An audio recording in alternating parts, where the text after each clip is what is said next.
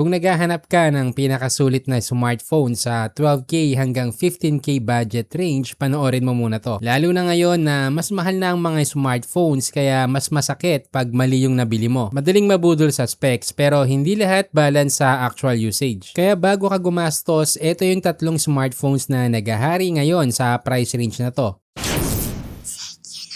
Unahin natin si Poco M8 5G na nasa around 12,149 pesos. Isa sa pinakamalaking advantage nito, performance at 5G connectivity. Gumagamit siya ng Snapdragon 6 Gen 3 na may around 600K Antutu score sa version 10. Sa price range na to, isa na din to sa pinakamurang smartphone na may Snapdragon chipset. Kaya malaking plus yan para sa mga kampante sa Snapdragon pagdating sa optimization at long-term performance. Maganda din yung display kasi 6.77-inch Full HD Plus Curved AMOLED panel na may 120Hz. Smooth gamitin sa scrolling at watching videos. Malakas din yung brightness niya na umaabot ng 3,200 nits kaya usable sa outdoors. Isa pang magandang bonus dito, may expandable storage up to 1TB. Mahalaga to kasi maraming phones ngayon na wala ng micro SD support. So kung mahilig ka mag-save ng videos, photos o downloads, malaking bagay yan. Yun nga lang naka Android 15 pa siya pero may 4 years OS updates at 6 years security updates. Mas okay yan para sa long-term use. Pero ito yung downside, wala siyang OIS sa camera. So kahit kaya niyang mag 4K video recording, mas kailangan na steady ang kamay mo o tripod para stable ang kuha. Battery-wise, okay din dahil may 5,520 mAh at 45 watts charging. May reverse charging pa hanggang 18 watts. So kung priority mo ay performance, 5G, long software support at malaking storage flexibility sa 12K range, isa to sa pinakasulit ngayon. Next naman si Tecno Camon 50 na nasa around 12,599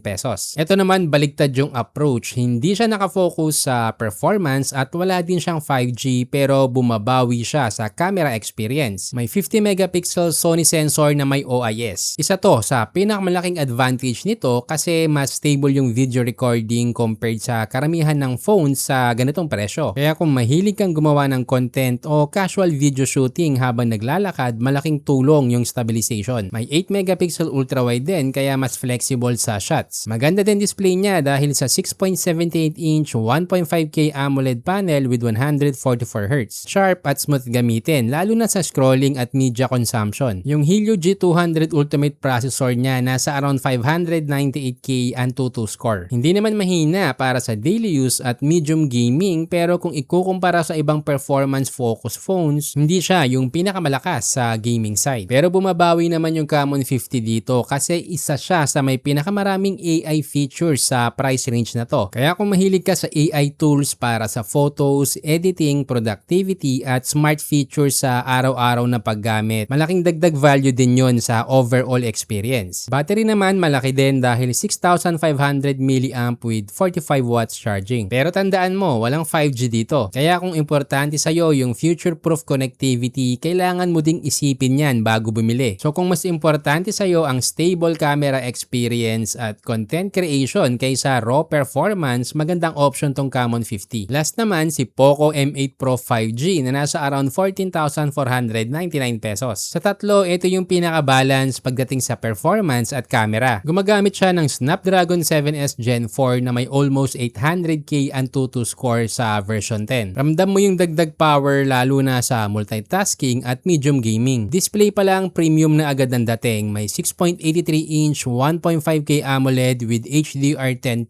Dolby Vision at Gorilla Glass Victus 2 protection. Camera-wise, may 50 megapixel main at may OIS din. Kaya mas stable ang videos at mas balance yung overall camera experience compared sa regular na M8 5G. Malaki din ang battery dahil may 6,500 mAh tapos may 100 watts hypercharge pa. Ang pinaka-compromise lang dito, mas mahal siya compared sa dalawa. Pero honestly, kung kaya mo namang i-stretch ang budget mo hanggang 14 to 15K, ito yung isa sa pinaka-balance choice ngayon. Mas padaliin natin, ganito yan, depende na lang talaga sa paggamit mo. Kung gusto mo ng pinakasulit sa performance at gusto mo ng 5G sa mababang presyo, bagay sa'yo yung Poco M8 5G. Kung camera at stable video recording ang pinaka-importante sa'yo, lalo na para sa content creation, sulit si Tecno common 50. Pero kung gusto mo ng pinaka-balance na may malakas na performance at magandang camera with OIS, mahirap talunin si Poco M8 Pro 5G sa presyo niya. Kung nalilito ka pa rin, comment mo lang situation mo para matulungan kita mag-decide, lalo na kung ayaw mong masayang ang pera mo. Check mo na din yung link sa description para makita mo yung latest price at kung may sulit deal ngayon. Kung gusto mo pa ng ganitong decision guide, like, share at mag-subscribe.